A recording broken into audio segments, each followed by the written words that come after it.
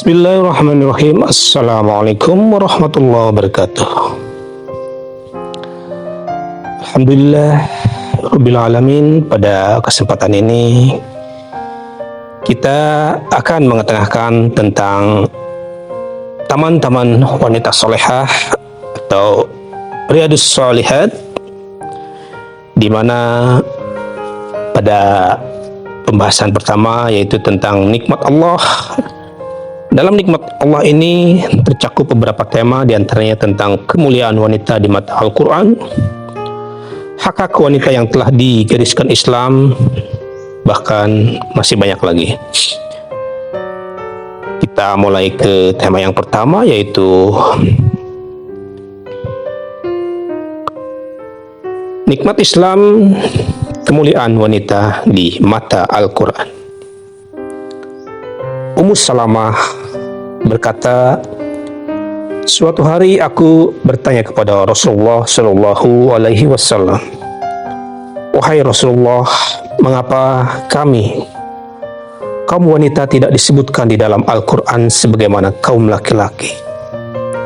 Namun saat itu Rasulullah tidak menjawab pertanyaan, dan pada suatu hari ketika aku sedang menyisir rambut, Rasulullah naik ke atas mimbar. Segera saja aku menggulung rambutku dan menuju salah satu kamar rumahku untuk mendengarkan khutbah beliau. Aku menghadapkan pendengaranku ke arah pelepah kurma. Aku mendengar Rasulullah Shallallahu Alaihi Wasallam bersabda di atas mimbar, wahai sekalian manusia, Allah telah berfirman di dalam kitabnya, sungguhnya laki-laki dan perempuan yang muslim, laki-laki dan perempuan yang mukmin, laki-laki dan perempuan yang tetap dalam ketaatannya, laki-laki dan perempuan yang benar, laki-laki dan perempuan yang sabar, laki-laki dan perempuan yang khusyuk, laki-laki dan perempuan yang bersedekah, laki-laki dan perempuan yang berpuasa, laki-laki dan perempuan yang memelihara kehormatannya, laki-laki dan perempuan yang banyak menyebut nama Allah. Allah telah menyediakan untuk mereka ampunan dan pahala yang besar.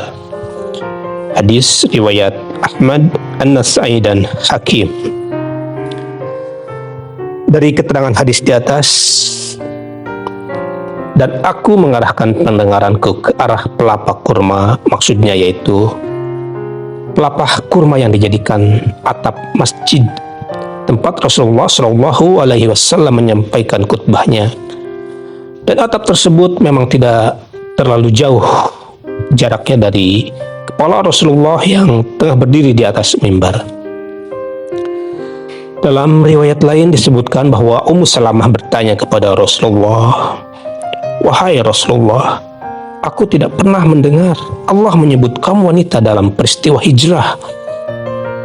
Lalu Allah pun menurunkan ayat, maka Tuhan mereka memperkenankan permohonannya dengan berfirman, sesungguhnya aku tidak menyia-nyiakan amal orang-orang yang beramal di antara kamu, baik laki-laki ataupun perempuan. Karena sebagian kamu adalah turunan dari sebagian yang lainnya.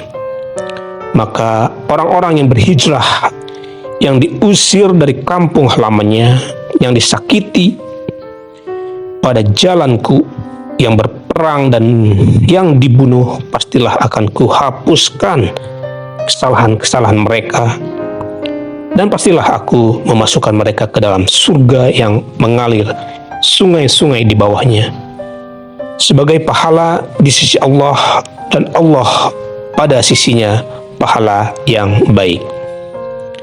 Hadis riwayat Tirmidzi, Tabari dan Hakim. Bunga yang dapat dipetik dua riwayat di atas merupakan gambaran keadaan kaum muslimah di masa-masa awal penyebaran Islam. Mereka resah dan takut karena tidak disebutkan di dalam Al-Quran sebagaimana kaum laki-laki. Mereka juga khawatir bahwa keadaan yang demikian itu akan menciptakan kesan bahwa yang pertama, kedudukan mereka tidak sama dengan kedudukan kaum pria, sekalipun mereka telah melaksanakan secara sempurna kewajiban yang dibebankan kepada mereka. Dan yang kedua, mereka bukanlah makhluk yang baik. Akhirnya, mereka hanyalah kemalangan dan kerugian. Di dalam kitab Al-Baghawi pada pembahasan surat Al-Ahzab, Muqatil menyebutkan sebuah riwayat yang berbunyi, Ummu Salamah dan Naisah binti Ka'ab Al-Ansariyah bertanya kepada Rasulullah sallallahu alaihi wasallam, "Wahai Rasulullah, mengapa Tuhan tidak menyebut kami kaum wanita dalam kitabnya sebagaimana kaum lelaki? Kami sangat takut kalau kaum wanita tidak akan mendapatkan kebaikan." Setelah itu turunlah wahyu dari Allah sebagai jawaban dari Allah atas pertanyaan mereka itu. Riwayat lain menyebutkan ketika kembali dari negeri Habasyah bersama suaminya Ja'far bin Abi Thalib, Asma binti Umais pergi menemui Rasulullah sallallahu alaihi wasallam dan bertanya kepada mereka, "Adakah wahyu Allah yang turun dan berbicara tentang kita?" Mereka menjawab, "Tidak." Ia pun segera menghadap Rasulullah dan berkata, "Rasulullah, ketahuilah saat ini kaum wanita sedang ketakutan dan putus asa." Rasulullah bertanya, "Mengapa demikian?" Asma menjawab, "Karena kaum kami wanita tidak disebutkan di dalam Al-Quran sebagaimana kaum laki-laki." Lalu turunlah wahyu menjawab pertanyaan tersebut. Namun, sejauh manakah ayat di atas dapat meredam keresahan dan kekhawatiran kaum wanita?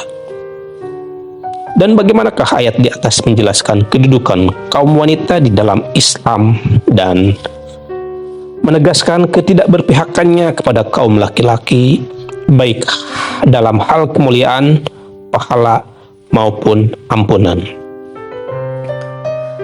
Pertanyaan seperti ini bisa kita lihat jawabannya dalam penafsiran para ulama terhadap firman Allah dalam surat Al-Imran, "Sebagian kalian atas sebagian lainnya."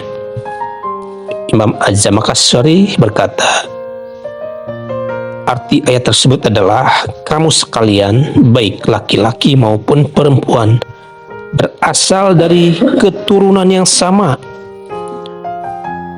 Dalam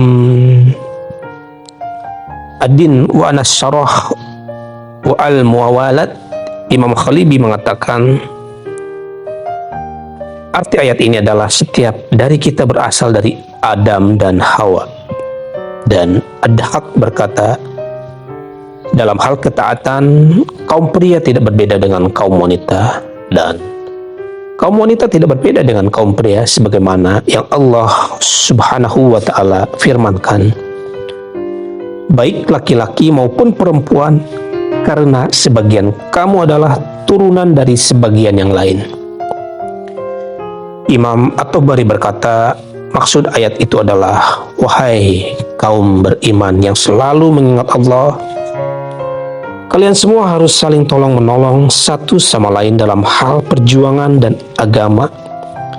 Tidak ada perbedaan di antara kalian di hadapanku, dan aku tidak akan menyia-nyiakan amal baik kalian untukku, baik itu laki-laki maupun perempuan. Dua riwayat di atas juga memberikan gambaran kepada kita bahwa betapa tingginya kepedulian kaum wanita terhadap agama dan semangat kompetensi mereka dalam hal kebaikan dan kemuliaan di hadapan kaum pria. Selain itu, dua riwayat di atas juga menegaskan betapa istimewanya kedudukan kaum wanita dan pentingnya peranan mereka di dalam masyarakat Islam, serta besarnya kepercayaan dan keadilan yang diberikan Islam kepada mereka. Itulah pembahasan tentang nikmat Allah bagian pertama yang dengan tema kemuliaan wanita di mata Al-Quran. Semoga kita bisa melanjutkan tema-tema yang akan datang. Semoga bermanfaat. Wassalamualaikum warahmatullahi wabarakatuh.